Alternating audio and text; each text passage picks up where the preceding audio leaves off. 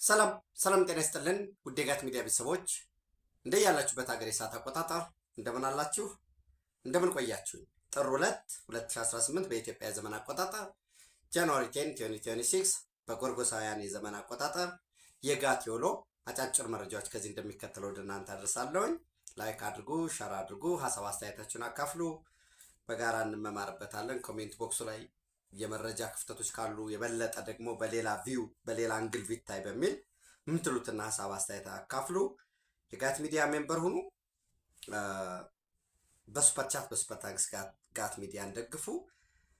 ዛሬ እንግዲህ ኢትዮጵያ ደጋግመን ታላቅ አገር ነች፣ ታላቅ ለመሆኗ ለታላቅነት የሚያበቁ መሰረታዊ ግብዓቶች አሏት። በስትራቴጂክ ሎኬሽናችን ለመካከለኛው ምስራቅ ቀርበናል፣ ለአውሮፓ እንቀርባለን፣ ለደቡብ አሜሪካ ቀርበናል። ያለንበት ቀጠናም ገቢ ያለው ቀጠና ነው። የአየር ንብረት አራቱም የአየር ንብረት አለ። በጣም ፍጹም በረሃ ከሚባለው ከዳሎ እስከ ራስ ደጀን ተራራ ድረስ በረዷማው ያለበት ያ ስነ ምህዳር ደግሞ ኦርጋኒክ የሆነ የግብርና ምርቶችን አምርተን ለዓለም ገበያ መሸጥ የምንችልበት ነው። በቂ ውሃ አለ። 130 ሚሊዮን በላይ ህዝብ አለ።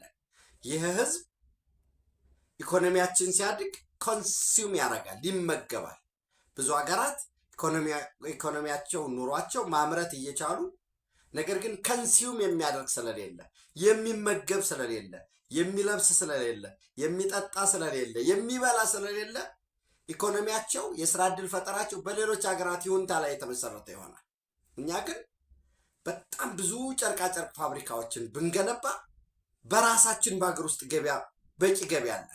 የብዙ የአፍሪካ ሀገራት የ10-15 ሀገራት የአፍሪካ ሀገራት ድምር እዚህ ኢትዮጵያ ውስጥ ይኖራል። ሰፊ ቁጥር ያለው ከህዝባችን 30-40% ትምህርት ቤት ነው ያለ። የወጣት ሀገር ነው። የሚታረስ መሬት አለን ሰፊ። አነስተኛም ቢሆን ካፒታል አለ።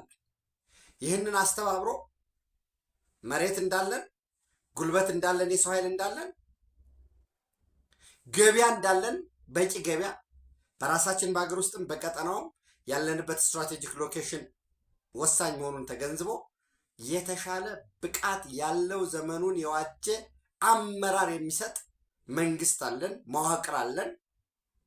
አንዳንዴ በጣም የበዛ እልፍ ያለ እንዲያው እኔ ካላቦካሁት የሚሉም ቢሆኑ የሚተቹ አሉ። እነዚህን ተሰባስበው ኢትዮጵያን ታላቅ ማድረግ የታላቅነት ጉዞዋን የተጀመረበት ሁኔታ አለ። ታስታውሱ ከነበረ እንግዲህ የታላቁ ኢትዮጵያ ህዳሴ ግድብ ሲመረቅ ኩስመናችን፣ ኋላ ቀርነታችን አይችሉም እኛ ካልፈቀደን፣ እኛ ብድር ከከለከልናቸው፣ እኛ በውስጥ ጉዳይ ላይ በጦርነት ላይ ከዘፈቅናቸው ከዚህ ተነስተው ትልቅ ነገር መስራት አይችሉም ላሉን ታላቁን የኢትዮጵያ ህዳሴ ግድብ ገንብተን ጉባ ማለት በጉምዝ ብርሃን ማለት ነው። እውነትም ከጉባ ተራሮች ስር ብርሃን አውጥተን ጨለማን በቀበርንበት ወቅት የተበሰሩ ብስራቶች ነበሩ። አንደኛው እንደምታስታውሱት የኒውክሌር ኃይል ማመንጫ ማዕከል መገንባት ነበር። እሱ የመጨረሻ ምዕራፍ ላይ ነው ያለው። ቦታ የመምረጥ ምን ያህል ነው የሚያመነጨው ኃይል፣ የፋይናንስ ጉዳዮች፣ እነዚህ በሙሉ ስምምነቶች ተፈጽመው የኢትዮጵያ የኒውክሌር ኢነርጂ ባለስልጣን ተቋቁሞ ወደ ተግባር ተገብቷል። የሆነ ቀን መሰረት ድንጋይ ይመጣል ነው። ሌሎች የፋይናንስም የግንባታ ወዘተረፈ እየተፋጠነ ያለበት ሁኔታ ነው ያለው። የጋዝ ፋብሪካ ተመርቋል። ሁለተኛው ዙር ተጀምሯል። ታስታውሳላችሁ። የነዳጅ ማጣሪያ ግንባታው ተጀምሯል። የአፈር ግዙፍ የአፈር ማዳበሪያ ፋብሪካ በስራ ላይ ነው ያለው። 1.5 ሚሊዮን ቤቶች። እነዚህ 1.5 ሚሊዮን ቤቶች ሲባል በመንግስት የሚለማው፣ በግል ባለሀብት የሚለማው፣ በፐብሊክ ፕራይቬት ፓርትነርሽፕ በሚባለው መንግስት ለምሳሌ ቦታ ያቀርባል፣ መሰረተ ልማቱን ያሟላል፣ ባለሀብቱ በጋራ ይገነባና የተወሰኑ ፍሎሮችን የተወሰኑ ወለሎችን ለመንግስት በሚሰጥበት በተለያየ ሞዳሊቲ በገጠርም እነዚህ የሚገነቡ የ1.5 ሚሊዮን ቤቶች ከገጠር ኮሪደር ጀምሮ ያለው እነዚህ በሙሉ የተጀመሩበት ወደ ስራ የተገባበት ዘመኑ የደረሰበትን ቴክኖሎጂ የመገጣጠሚያን ጨምሮ ቤቶችን አሴምብል ወደሚደረጉበት በማስ ማምረት በሚቻልበት ከቤላሩስም ጨምሮ ከተለያዩ ሀገራት የቴክኖሎጂዎችን በማምጣት በተለይ ፌዴራል ቤቶች ኮርፖሬሽን እንዲተገብር እየተደረገ ያለበት ሁኔታ ነው ያለው። ሌላው በአፍሪካ ግዙፍ የሆነው የአየር ማረፊያ ስራው ተጀምሯል። አሁን እንደ ድሮ አይደለም። ሁላችንም ስለነበርንበት ዘመን ነው የምንነጋገረው። ስራ ላይ ሆነ ያየንበት፣ አንዳንዴ የመሰረት ድንጋይ ተጥሎ መጣሉ ተረስቶ እንደገና መሰረት ድንጋይ ተጣለ የሚባልበት ዘመንም ነበር። የለም ኢህአዴግ የጣለው መሰረት ድንጋይ ቢሰበሰብ ራሱ ሌላ ግንባታ ይሆናል ሲባል የነበረበት ዘመን ዘንድ አሁን እንደምታውቁት ፕሮጀክቶች ላውንች መደረግ ስላለባቸው የኦፊሻል ሴርሞኒያል ካልሆነ በቀር ስራው እየተሰራ ነው። የአቡሴራ የቢሾፍቱ ኢንተርናሽናል ኤርፖርት ግንባታው ከተጀመረ ቆይቷል። ወደ 17 ቢሊዮን የኢትዮጵያ ብር ተመድቦ በዛ የሚኖሩ አርሶ አደሮችን ማንሳት ሲባል ይሄው ካሳ ተሰጥቷል፣ ይህን ያህል ገንዘብ በካሬ ሜትር ተደርጎ ገንዘብ ተሰጥቷል፣ ወደምትሄድበት ሂድ አይደለም። አሁን እጅግ ደረጃውን የጠበቀ ቤቶች ተገንብተው ተሰጥተዋል። በግንባታ ላይ ያሉም አሉ። ከዛስ ደረጃውን የጠበቀ ቤቶች መገንባትና ወደዛ ማስገባት ብቻ አይደለም፣ ተደራጅተው በወተት ልማት፣ በአትክልት ልማት፣ በተለያዩ አገልግሎት የሚሰጡ እነዛ አገልግሎቶች ደግሞ ለምሳሌ በወተት ልማት የገቡ አርሶ አደሮች ነገ በነገራችን ላይ ነገም ብቻም ሳይሆን አሁንም ለምሳሌ የኢትዮጵያ አየር ኃይል የኢትዮጵያ አየር መንገድ ወተት ይፈልጋል። ያንን የማቀናጀት ኢንተግሬት የማድረግ የስራ እድል ደግሞ ለሚሰሩ ወጣቶቻቸው በዛ ላሉት ለልማቱ ለሚነሱት የስራ እድል ቅድሚያ በሚፈጠርበት ሁኔታ የተሰራበት ሁኔታ አለ። ምናልባት ብዙዎቻችሁ አይታችሁት ከሆነ ኦኤፍሲ የኦሮሞ ፌዴራልስ ኮንግረስ ያወጣው መግለጫ የ2008ቱን የማስተር ፕላን የሚያስቀጥል ነው፣ አርሶ አደሮችን ያፈናቀለ ነው ወዘተረፈ የሚል ለትልቅ ፕሮጀክት፣ አንደኛ ለትልቅ ፕሮጀክት፣ ሁለተኛ በትልቅ ታስቦ የተሰራበት ራሱ አርሶ አደሮቹ ልማቱ መጣልን እንጂ መጣብን ባላሉበት ሁኔታ ያው በቃ ማልቀስም ፖለቲካ ስለሆነ እዚህ ሀገር ላይ ያ መግለጫ ያወጣበት ሁኔታ አለ። ድሮ ግን በዚህ ረገድ በዛሬው ዕለት የኦፊሻሊ መርሃ ግብሩን የማስቀመጥ የሴርሞኒያል ፊገር ሄድ ካልሆነ በቀር ስራው የተጀመረበት ሁኔታ ነው ያለው። በዛሬው ዕለት በታሪክ ኢትዮጵያን በአፍሪካ የአቪዬሽን ኢንዱስትሪ ውስጥ ቀዳሚ ነች። ነገር ግን የበለጠ ባስተማማኝ በጸና መሰረት ላይ የሚያቆማት የዓለም አቀፍ ደረጃውን የጠበቀ የአውሮፕላን ወይንም የአውሮፕላን ማረፊያ ጣቢያ ተገንብቷል። ዓለም ላይ ካሉ 15 መሰል ፕሮጀክቶች ውስጥ አሁን አንዱ ኖቴብል ነው። ልክ የኢትዮጵያ ህዳሴ ግድብ አንዱ እንደነበረው ለምሳሌ አልማክቱም የተባበሩት አረብ ኤሚሬቶች በግንባታ ላይ ያላለ፣ ሳውዲ አረቢያ ንጉስ ሰልማን ኤርፖርት እንግዲህ በሶስተኛ ደረጃ የኢትዮጵያ አየር መንገድ ወይም ቢሾፍቱ ኢንተርናሽናል ኤርፖርት እያስገነባ ያለው ነው። ኒው ማኔላ ፊሊፒንስ፣ ሎንግ ታንህ ቬትናም፣ ኖይዳ ህንድ፣ ሶሊዳሪቲ ትራንስፖርት ሀብ ፖላንድ፣ ቻንግ ተርሚናል ሲንጋፖር፣ ተርሚናል 5 ጆን ኤፍ ኬኔዲ ኒውዮርክ አሜሪካ፣ ምዕራብ ሲድኒ አውስትራሊያ፣ ሆንግ ኮንግ እዛው ቻይና ሆንግ ኮንግ፣ ኢንቺዮን ደቡብ ኮሪያ፣ ታይላንድ፣ ናቪ ሙምባይ ህንድ፣ ኤልኤኤክስ ሎስ አንጀለስ አሜሪካ። እነዚህ በሙሉ የፍላይት ሲምፕል ፍላይንግ ዳታ ላይ ድረገጹ ላይ ኢቢሲም የኢትዮጵያ ብሮድካስቲንግ ኮርፖሬሽን የሚሰራው እነዚህ አሁን እኛ ትልቅ ነን ካል በትልልቅ ፕሮጀክቶች ሊስት ውስጥ ስማችን መኖር መቻል አለበት። ያን መስራት አለብን። ውስንነቶች አሉ፣ ክፍተቶች አሉ። በተለይ ወሳኝ የሆነው የዓለማችን የንግድ መተላለፊያ መስመር በቅርብ ርቀት እያየ ነው። በ30 ሰከንድ ድራይቭ የተዘጋብን ሁኔታ አለ። የግብፅ ዘበኛ ሆኖ ኢትዮጵያን ከቀይ ባህር ያራቀው ሻዕቢያ አለ። እሱን ክፈት በለው በሩን እያለ ነው። የማይከፍተው ከሆነ እንግዲህ እንዲከፍት ይደረጋል። በነገራችን ላይ በዛሬው ዕለት በጣም ከምወደው ጓደኛዬም ወንድሜም ስዩም ተሾመ ጋር በፍሪ ኮሜንተሪ ነፃ አስተያየት ላይ በጣም ደስ የሚል አስተማሪ ቆይታ ነበረን። እንድትከታተሉት ሆፕፉሊ 12 ሰዓት 11 ሰዓት ካለው 12 ሰዓት ላይ አፕሎድ ይደረጋል። እንድትከታተሉት አደራ ላለሁ። እንግዲህ ምናልባት የኔ ቤተሰቡ ናችሁ የፍሪ ኮሜንተሪ የስዩም ተሾመ ደግሞ ምንድን ነው ሰብስክራይብ ያላረጋችሁ ካላችሁ ሆፕፉሊ እንዳረጋችሁ አውቃለሁኝ፣ ግን ድንገት ካላረጋችሁ እንድታረጉ። መልካም ቆይታ ነበረን። በዛ ብዙ ነገር አውርተናል ከዚህ ከኢትዮጵያ አየር መንገድ ጋርም በተያያዘ ሰው ኢትዮጵያ በአፍሪካ ታሪክ እጅግ በጣም ግዙፍ የሆነውን የአየር ትራንስፖርት መሰረተ ልማት ነው ዛሬ መሰረት ድንጋይ የተቀመጠው። በመጀመሪያው ምዕራፍ 60 ሚሊዮን፣ ሁለተኛው ምዕራፍ ሲጠናቀቅ አጠቃላይ 110 ሚሊዮን ተጓዦችን የሚያስተናግድ ይሆናል።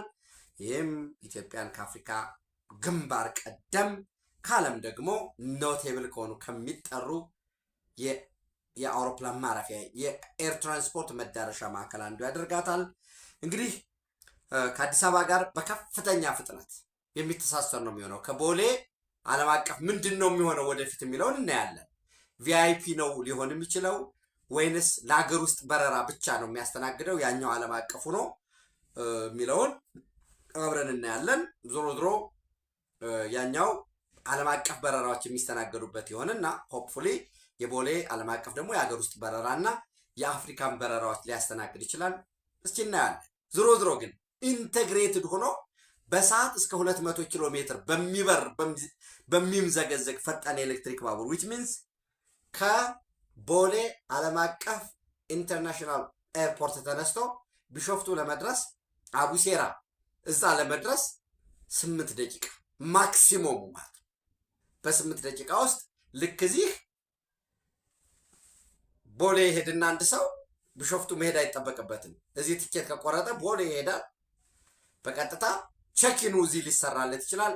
ብድግ ብሎ በባስ ወደ አውሮፕላን በረራ እንደሚኬደው ሁሉ ኮኔክትድ ሆኖ በፈጣን ባቡር ቁጭ ላለ እዛው አቡሴራ ይደርሳል። ከዛ ተቀብሎ ወደ አውሮፕላን ማረፊያ እጅግ ዘመናዊ የሆነ ማለት ሌት መሆን አንዳንዴ ጠቃሚ ከሆነ አንዳንዴ መዘግየት ነውር ቢሆንም ወደኋላ መቅረት ባይበረታታ ወደኋላ ስትቀር ግን ዘመኑ በደረሰበት ስቴት ኦፍ አርት በሆነ ቴክኖሎጂ ተገነባዋለ ማለት ነው። እንዲሁም ፈጣን ኤክስፕረስ ወይ የሚገናኝ ይሆናል። ስለዚህ የተሳሰረ ነው። ሁለቱን ከተሞች የሚያስተሳሰር በዛ አካባቢ ላለው በቢሾፍቱ ገዳ ኢንዱስትሪ ፓርክ አለ ከመሃል እነዚህን አዲስ አበባን ከቢሾፍቱ ጋር አስተሳስሮ ላንድ ግራፒንግ የሆነ ሬንት ኮሌክት የሆኑ አሻጥረኞች መሬት ነጥቀው ምናምን የሚከብሩበት ሳይሆን ህዝቡ ራሱ እዛው ያለው ህዝብ የመሬቱ የታሪኩ ባለቤት በጋራ ጆይንትሊ የሚበለጸግበት ምዕራፍ የሚፈጠርበት ነው። ለቢሾፍቱ ከተማ ደግሞ እጅግ በጣም ከፍተኛ የሆነ ትንሳኤ የሚያመጣላት ነው። 110 ሚሊዮን የሚስተናገድበት ኤርፖርት ዛን ለማለት 12.4 ቢሊዮኑ ብቻም አይደለም። ቀጥሎ በዛ አካባቢ ሪል ስቴቶች ይገነባሉ፣ ደረጃቸውን የጠበቁ ሆቴሎች ይኖራሉ። ለመዝናኛ ተመራጭ ይሆናል ማለት ነው። ይሄ ኢትዮጵያ መቻል እንደምትችል ትልቅም እንደሆነች የሚያሳይ ነው።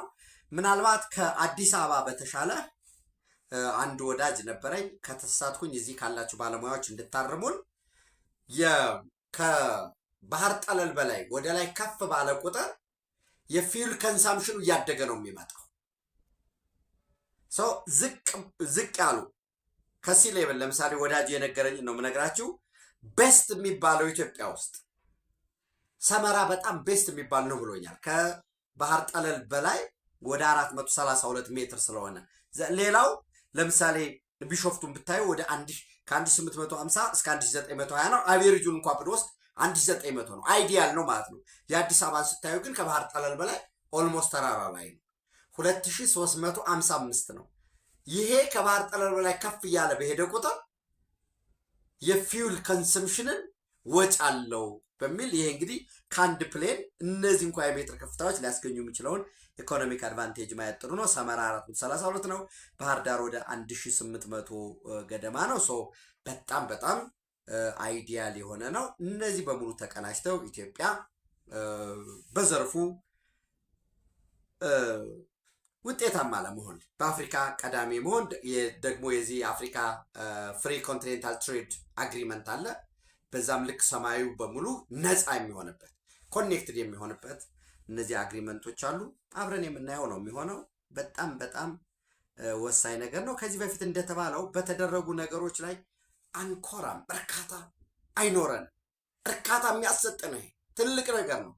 ከዚህ በላይ ግን የተሻገሩ ሰፋፊ ስራዎች እየተሰሩ ያሉ አሉ። ለምሳሌ ደጋግመን ሁልጊዜ የምንለው ኢትዮጵያን በዙሪያዋ ካሉ የወደብ ከተሞች ጋር ወደቦች ጋር የማስተሳሰብ ከበርበራ ከሞምባሳ ኬንያ ማለት ነው ከፖርት ሱዳንና ከጅቡቲ አጠቃላይ የ5000 ኪሎ ሜትር የአዋጭነት ጥናት ፊዚቢሊቲ እና ዲዛይን ተጠናቆ ፈንድ የማፈላለግ ስራዎች የተሰሩ ነው። በተለይ የአውሮፓ ህብረት የመሰረተ ልማት ፈንድ የተወሰኑ ፕሮጀክቶችን ከኬንያ ከሞምባሳ ወደ ኦፍኮርስ የላሙም አለ እነዚህን ኮኔክት የማድረግ ፈንድ ያመጣል የሚባል ጉዳዮች አሉ።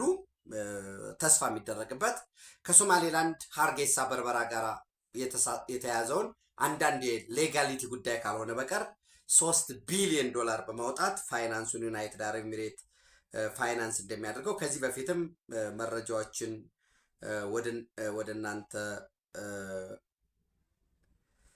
ለማድረስ ሞክሬ ነበረ። ለምሳሌ በርበራ ኢትዮጵያ 3 ቢሊዮን ሬልዌይ ዛት ኩድ ቼንጅ ኤቭሪቲንግ በሚል አማራጭ ነው። ኦልሬዲ በርበራ አክሰስ አማራጭ ነው። ሞር ሴኪሪቲ በጣም ሞር ትሬድ ነው። ሞር ጆፕ ያመጣል።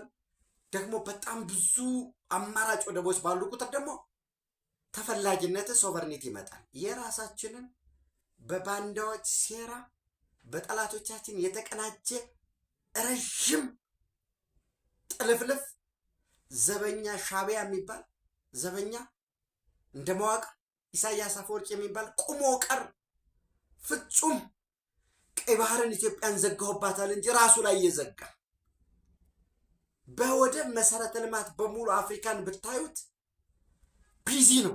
ራሱ ጅቡቲ ሳይቅ በርበራ ራሱ የሀገርነት እውቅና እንኳን ኑሮበት ያው ሶማሌላንድ ወደቦች ነበሩ። ሶማሊያ ላይ ሙሉ ዘኦንሊ ምንም አይነት የመሰረተ ልማት የወደብ የሚባል የሌለው ኢትዮጵያ ተበድራ ተለቅታ ከሩሲያም ከሌሎችም ከራሷ ከአንጡራ ሀብቷም ያለማችውን ያዛገ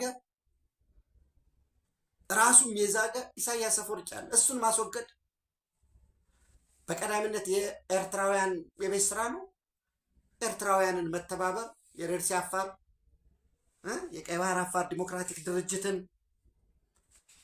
የኤርትራ አፋር ብሔራዊ ጉባኤ ኮንግረስን ኤርትራን አፋር ናሽናል ኮንግረስን የቀይ ባህር አፋር ዲሞክራሲያዊ ድርጅትን ሌሎችንም ብርጌድና አህመዱ ብሉ ሪቮሉሽን በውስጥ እዛ ውስጥ የተደራጀ ያለው አለ ሚሊታሪ ዊንግ እነሱን መደገፍ ማደራጀት የኛ የቤት ስራ ነው።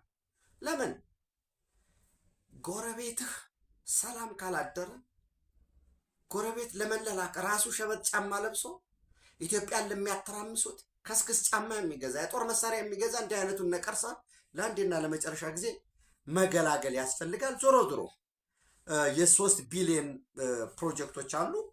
ከዚህ ጋር ተያይዞ የጎዴንም የማልማት ቀጠናዊ የኃይል ሽፍት በጣም በፍጥነት እየተለዋወጠ አለ። ምናልባት ከቦሳሶ ጋር ተያይዞ የዩናይትድ አረብ ኤሚሬትን አንድ መረጃ ሰጣችኋለሁኝ። ከዚህ ባለፈ የሌሎችንም በአማራጭነት የተያዙ ፕሮጀክቶች አሉ። የፈጣን መንገዶች 4 የፈጣን መንገዶች ግንባታ በተመሳሳይ የአዋጭነት ጥናት አልቆ አንዳንዶቹን ለማስጀመር ጥናት ላይና ጨረታ ላይ የሆኑ ጉዳዮች አሉ እየተሰራበት ያለ ወሳኝ የሆነ የናሽናል የሶቨሬን ፕሮጀክት አካል ስለሆኑ እንዲሁ ዝም ብለህ በኖርማል በተለመደው በከስተመሪ አካሄድ ስለማይሰሩ እንጂ ለምሳሌ የአዲስ አበባ ፍቼ ደብረ ማርቆስ በገብረ ጉራቻ አባይን ይዞ ያለው ፈጣን መንገድ ለመገንባት የአዋጭነት ጥናት ኤቭሪቲንግ አልቋል።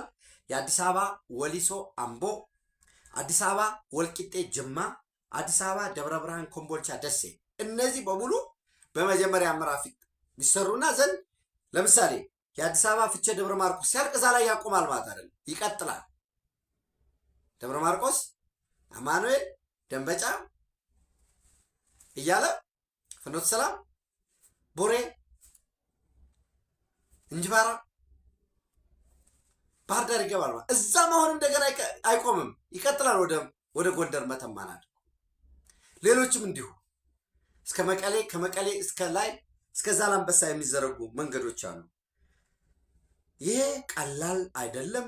ሌሎችም አሁንም ሌሎች የተያዙ ሰፋፊ ፕሮጀክቶች አሉ። የከተማ ማደሱ፣ የአረንጓዴ ልማት በነገራችን ላይ ከዚህ ከእንጦጦ መሰረተ ልማት ጋር ተያይዞ ግራና ቀኝ ከሽሮ ሜዳ ግልባጭ ያለው ባለሀብቱ ገብቶ እንዲሰራበት ወደፊት የዛሬ 3-4 ዓመት በኋላ የማይገኝ እጅግ ዘመናዊ የሆኑ ሎጆች የሚገነቡበት ስፖርት ሳውስ የሚኖርበት አካባቢ ነው የሚሆነው።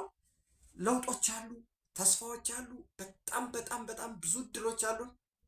ነገር ግን ኢትዮጵያ ከፍታ ላይ ሆና በሚገባት ደረጃ እንደ መንግስት እንዳናስብ በውስጥ ጉዳዮቻችን ላይ ብቻ ተጠምደን ማን ተኮሰ፣ ማን ከዳ፣ ማን ፈረሰ እንድንል የሚፈልጉ ቆሞ ቀሮች አሉ። በዚህ ረገድ ውጤቶች እየመጡ ነው። ጭልጋ አካባቢ ሲንቀሳቀሱ የነበሩ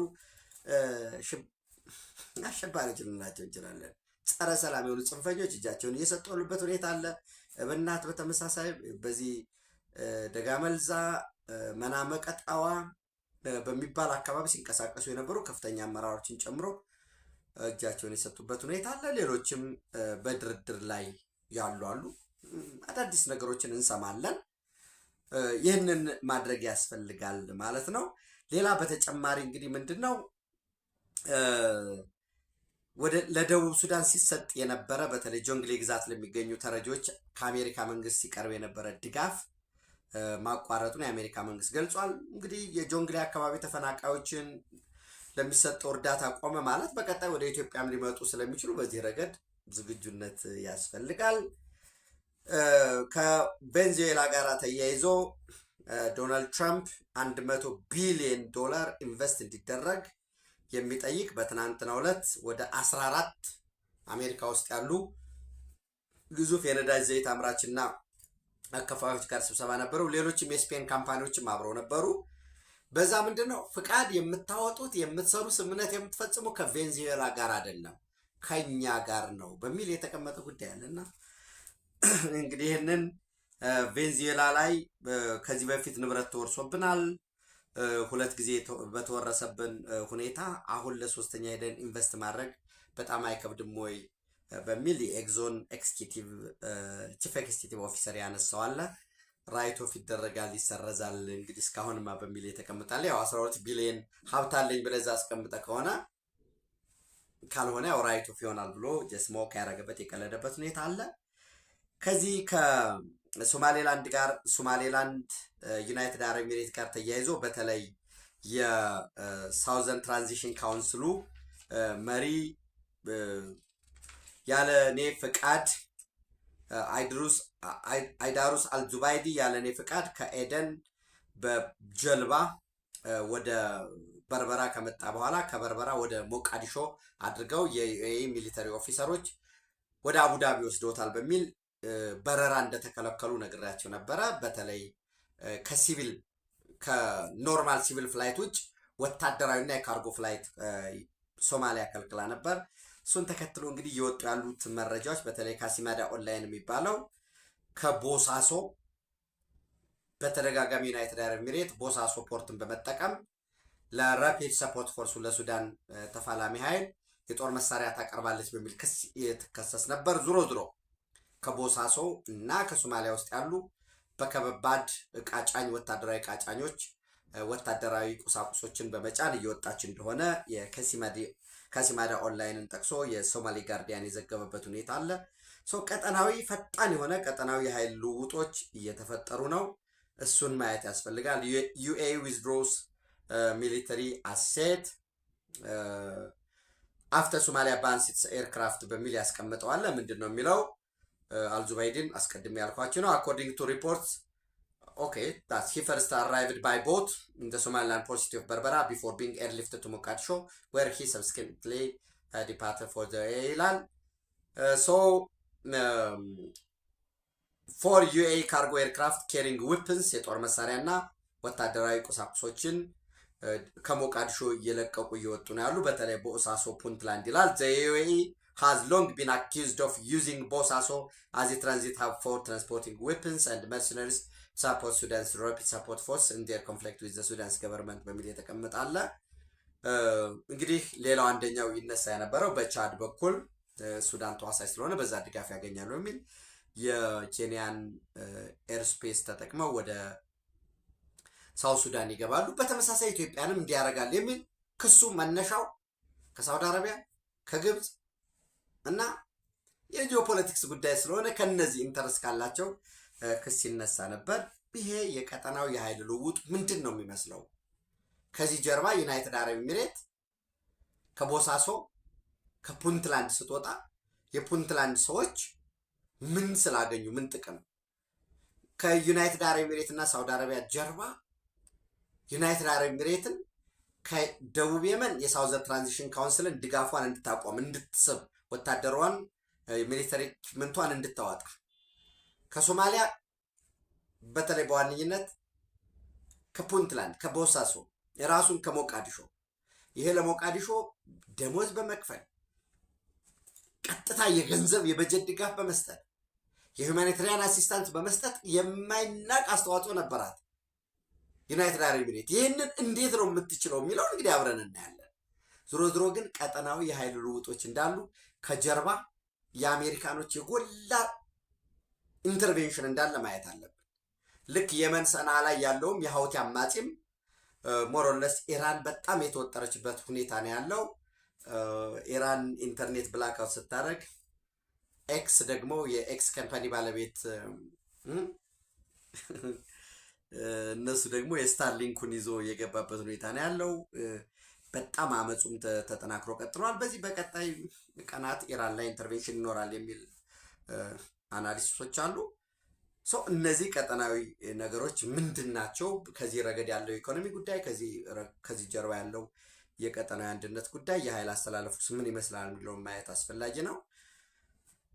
ትናንት በደንብ ለማየት እንደሞከር ነው እንግዲህ የቻይና የውጭ ጉዳይ ሚኒስትር ዋንጊ ወደ ሶማሊያ ሞቃዲሾ ይሄዳል ተብሎ ይጠበቅ ነበር። ግን በሴኩሪቲ ችግር ምክንያት ነው በሴኩሪቲ ምክንያት አይደለም ተስማምተን ነው ምናምን የሚላለን ዋቴቨር ጉብኝቱ ቀርቷል። ይሄ ለሶማሊያ በጣም በጣም በሁለት መንገድ ልናየው እንችላለን። ሞቃዲሾንም በትክክል ኮንትሮል ማድረግ የማይችል መዋቅር እንዳለ ያሳያል። የእስራኤል ወደ ሶማሊላንድ መምጣት፣ የአዳዲስ የኃይል አስተላለፍ ልውውጦች፣ ህንድም በተደጋጋሚ ኤኒዌይስ ህንድ ላይ አንድ ኮምፕሊኬትድ የሆነ ጉዳይ አለ። አንብባችሁት ከሆነ የፌዴራል መንግስት የሶማሊያ ፌዴራል መንግስት የሾመው በኒው ዴልሂ የሶማሊያ አምባሳደር የህንድ ፖለቲከኞችን ከሶማሌላንድ ጋር አብራችሁ ስሩ፣ በማይኒንግ በአግሪካልቸር ወደ ፌዴራል መንግስት ወደ ሞቃዲሾ ሳትሄዱ ከሶማሌላንድ ጋር መስራት ትችላላችሁ በሚል ያ መረጃ ወጥቶ ትልቅ የሆነ በዲፕሎማቲክ ኮሪዶር ውስጥ ከፍተኛ የሆነ ጭቅጭቆች አሉ። ወደ ራሽያ ስንሻገር የማንኛውም የፈረንሳይም ይምጣ የእንግሊዝ የጀርመንም ይምጣ ከድህረ ስምምነቱ በኋላ አሁንም ይሁን ሌጅቲሜት ታርጌት ነው ዩክሬን ውስጥ የሚመጣ በሚል ከራሽያ በኩል እየተገለጸ ያለ ጉዳይ አለ። በተመሳሳይ ለሶማሊያ በጣም አሁንም አንዱ ፈተና ሴናተር ቴድ ክሩዝ በተደጋጋሚ ሶማሌላንድ ነፃ ሀገር መሆን አለባት የሚለው ሪፐብሊካን እጅግ ከፍተኛ የሆነ አልሸባብን ስፖንሰር ለማድረግ ገንዘቡ የሚኒሶታ የፌዴራል መንግስት ታክስ፣ የአሜሪካውያን ላብ፣ በጤና ድጎማ፣ በምግብ ድጎማ በሚል እየወጣ በሚኒሶታ ገቨርነሮች እና ሚኒሶታ በሚኖሩ የሶማሌ ኮሚኒቲ በማጭበርበር አሸባሪዎችን ስፖንሰር ሲያደርግ ነበር። እሱን ሂሪንግ መራለሁ በሚል ያስቀምጠዋል። ሴናተር ቴድ ክሩዝን ብትከታተሉት የበለጠ ተጨማሪ መረጃ ይገኛል። ለጋት የውሎ አጫጭር መረጃዎች እነኚህ ናቸው። በተጨማሪ በጋት ዕለታዊ ምሽት በተለመደው ወደ እናንተ ደርሳለሁ። ኢትዮጵያ በክብር ለዘላለም ትኖር። ታንኪዩ